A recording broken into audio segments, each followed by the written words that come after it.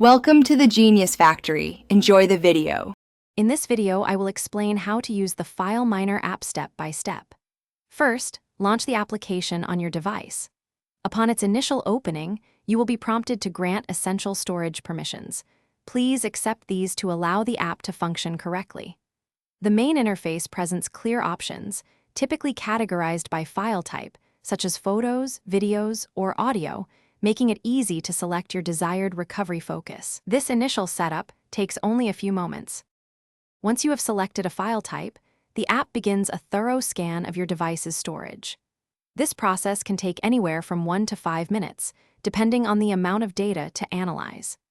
As results appear, you can easily filter them by criteria like file size or modification date. This helps you narrow down the extensive list of found items, making it much simpler to pinpoint the exact files you wish to recover from the scan. After the scan completes, you will see a list of recoverable files. Carefully review and select each item you intend to restore. Next, the app will prompt you to choose a destination folder for your recovered data. It is best to select a different location than the original to prevent overwriting. Confirm your selection, and the app will swiftly move your chosen files to their new, safe home.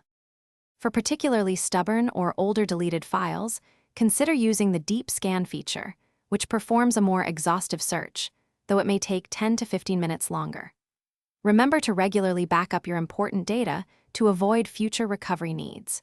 Always ensure your device has at least 500 megabytes of free storage before attempting a recovery, as this space is crucial for saving your newly found files effectively.